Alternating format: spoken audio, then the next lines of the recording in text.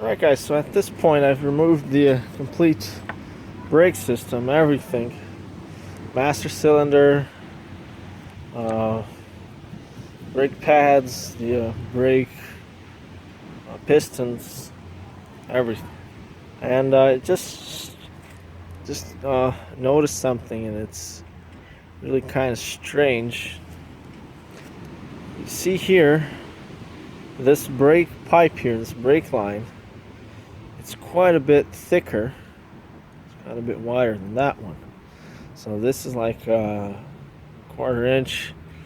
That's like 3/8, right? And it's just really weird why they've done that. Apparently the bolts here, they're actually the same. They look the same. I'll have to remove them and check. But it's just really weird. And then they have the pipe coming to this like connector here, whatever this is, and it goes from there. Hang on, light in the way. It just goes from here straight back there, and then it goes to this other connector thing here. That, and then it goes from that. It would go to the rear and to the front wheels, right? And it's just bothering me. Why didn't they just connect it directly to this? And why did they put a wider pipe here? And on this side, you'll see that there are basically 3 pipes here come in through the top. So these 2 would come in from here. These 2 would go to the front wheels. I remember when I cut them off, as they were still connected. But so here, there's 3 of them. And on this side, there's 2, and the wider one. So, straight away, how can you figure this out? Like which brake pipe goes where? And probably here in the middle, certainly there's a division. This is divided here. So this side is separated from this side, Pipe going through here, oil comes in through here, goes there. Oil coming through here, goes there and there. Right, the T. But what I'm thinking is they put, the thing is here in the back, well, actually, hang on, I'll figure it out first. I'll show you guys how to figure it out first. Then I'll talk to you guys why, the reason for that. So this was in the back, this is just the T, and each of these smaller sides will go to each wheel in the back, right? And in the back, it's drum brakes, they're not disc brakes. Most cars nowadays, they have disc brakes in the front, just like this is the Cadillac, right? Cadillac is pretty much very few differences between it and a modern car, like in terms of mechanics and setup, right? So these 2 thin brakes, these 2 thin lines, they would go to each side, and this would come through the front. And as you can see, it's quite a bit thicker, it's quite a bit wider. So the big pipe, it has to be wider so that it splits into 2, right? So basically this pipe has to be twice as wide as these 2, as each one of them, right? Because it's going to split in half. So that's pretty much the reason why they've done it that way. And so therefore this guy was to go to the back. And since there's only one pipe, so it must be this pipe. There's no 2 pipes going to the back. So then on the front, each one of these pipes goes to each wheel on the front instead of having a split here. And basically this part here is the same as this in the middle there. Now why didn't they just put the same size over here? So I'm guessing that's why. But on other cars, I'm pretty sure they're the same size.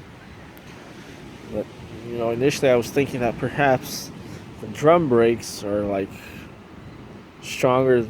Sorry, the disc brakes are stronger than the drum brakes, so that's why they put a wider one, but I don't really think so.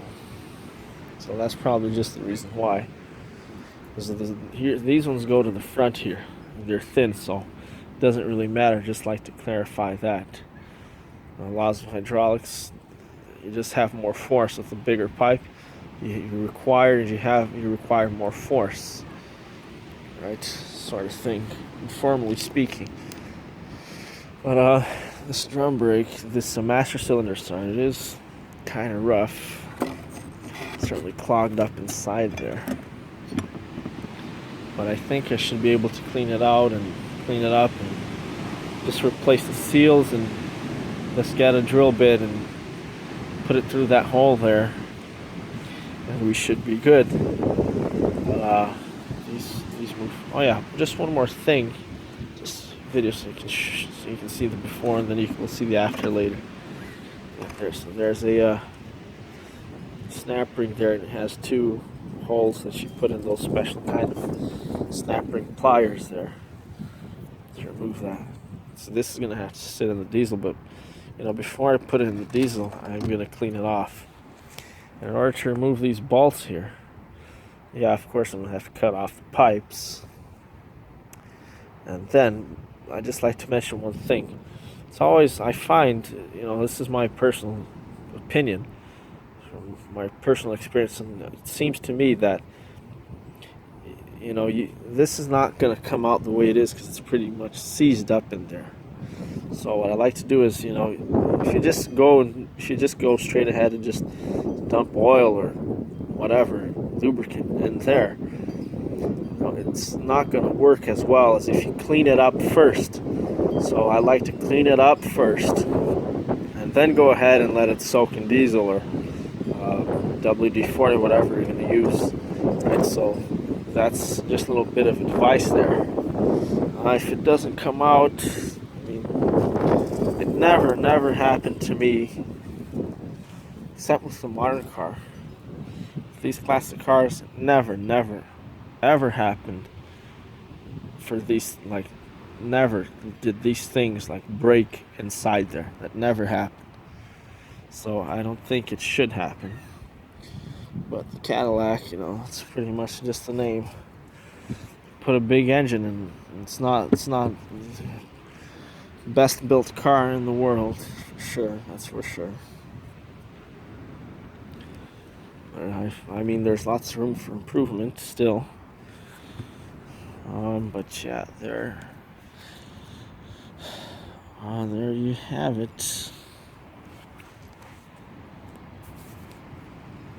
Anything else I should say? And as you can see, guys, one more thing, by the way. See, there's two. I might as well just explain this right now. Just give you guys a quick little lesson here. See that there's two reservoirs here, 1 and 2, right?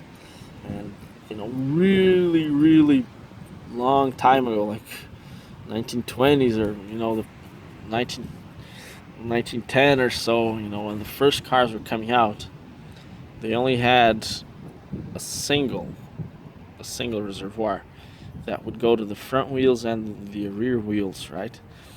And so if you let's say somebody cut off your pipe or whatever happened, you broke off the pipe, the oil would leak and you'd be left with no brakes. Here you've got two reservoirs, one for the front, one for the rear.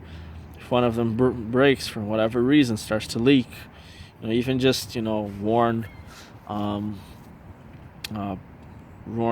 rubber seals around the cylinders, let's say one of them starts to leak, you still have the other one. So if you have the front, let's say you lose a back, you still have the other one, the front wheels, right, which is still able to brake the car, right? Not as effectively, of course, but it's enough to keep you safe, right?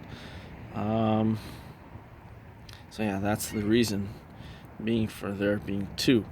So this is a lot of people, I talk to a lot of people that don't know shit about classic cars, and they think, oh, they weren't safe because you'd run out of brakes.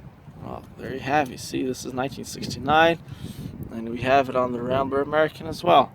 This, I believe they started this in 1930s. Okay, so this really goes back a long time, right? And there's no problem with you having just one, but just for brakes, guys, you just got to make sure everything's safe.